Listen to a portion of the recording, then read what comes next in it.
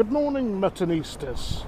Great to see you again, and I'm still in Barcelona and we are continuing our market tour.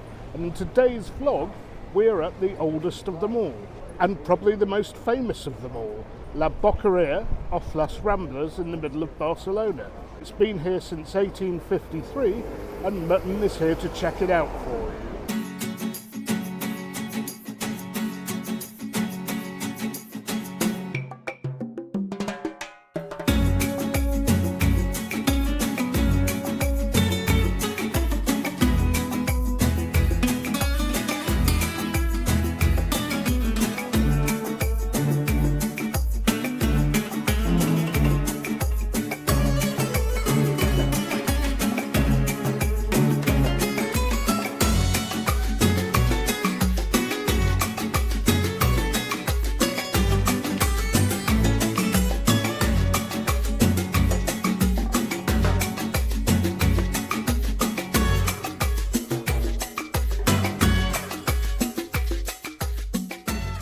Masks are required, so we better slip one on before heading in.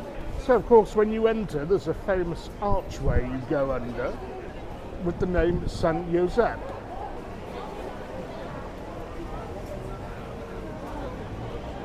So unlike a lot of other markets that have become kind of trendy these days for going and eating, people do actually come here and buy produce. And as you can see, there are stalls here selling everything under the sun. Fruits, juices, pastries, potatoes, charcuterie, which is obviously a big thing in Spain. I mean, this place is absolutely enormous. You'd have to see it to believe it. You could spend hours and hours walking around here. And I guess a lot of you watching this will already know a lot about this place, but again, some won't. But I won't spend too long in here, although you can spend hours walking about in here, because the more obscure markets might be of more interest to you.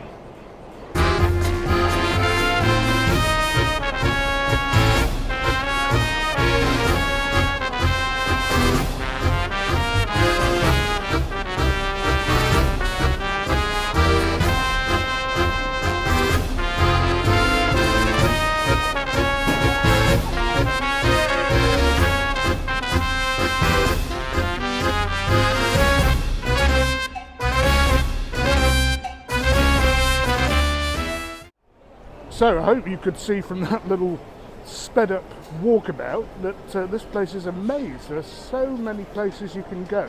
Now I'm feeling hungry, and there are two ways you can have stuff to eat here.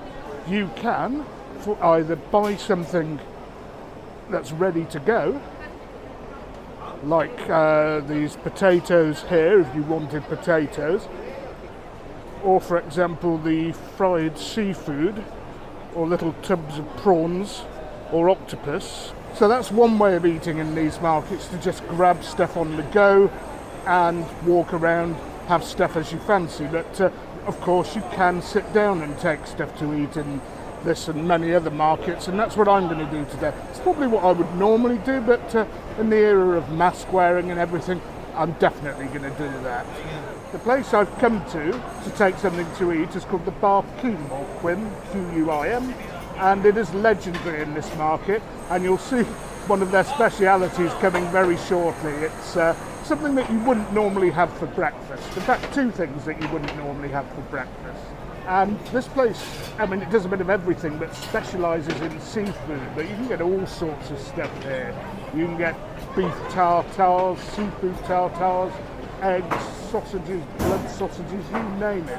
And a decent amount of English is spoken here, so don't worry about that.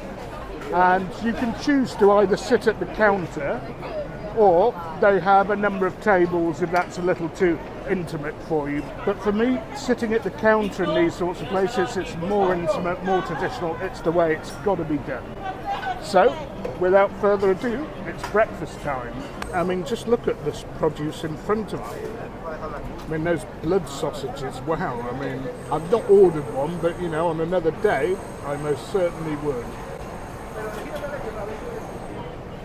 So the first dish has arrived, and I'm sure this isn't a traditional breakfast anywhere, but I'm having it anyway. And look at those little bad boys. Come to Mutton. Here we go. 3 lovely little oysters.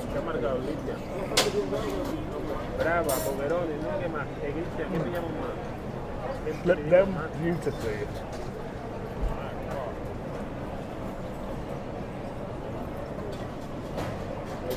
Of all shells, I would say oysters taste of the sea more than any, so they do elicit mixed opinions, shall we say, but I love them. I absolutely adore them. And no reason why you shouldn't have them at breakfast time.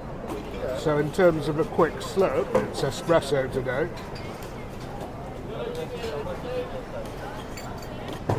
And dish number 2, wow, this is not traditional at all breakfast, but it is a legendary dish at the bar Quim. So let's pan down.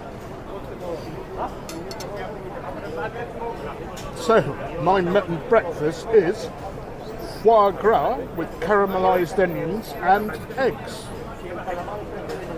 What a beautiful combination. Oh, and look at how runny that yolk is. Absolutely beautiful.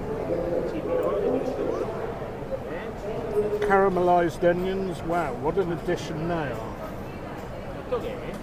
Man, they know how to cook here. Those eggs are just perfect. In fact, nearly always they seem to be perfect in this city. And now, for the main event, the foie.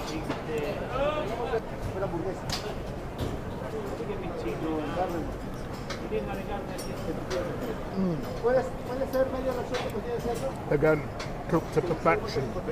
Buttery, smooth, got rich, juicy, fatty flavour of the duck liver. Combines, combines beautifully with the eggs. And of course, with a beautifully runny yolk, you don't want to waste any of that egginess. So get in there with the bread. I normally don't bother with breakfast or have much, but when it's like this, well, different gravy. Anyway, I'm going to enjoy it and finish it, and I'll see you in a bit. Because that was absolutely divine, that was. Obviously not a scrap left, everything mopped up. Well, Muttonistas, that was probably the most expensive breakfast I've ever had, but probably also the best. No, in fact, by a country mile the best. So more great content like this is coming out. Please remember to like, share and subscribe and hit the bell button so you don't miss any of it. I'm going to see you on the next one. Until then, you can't beat a bit of mutton.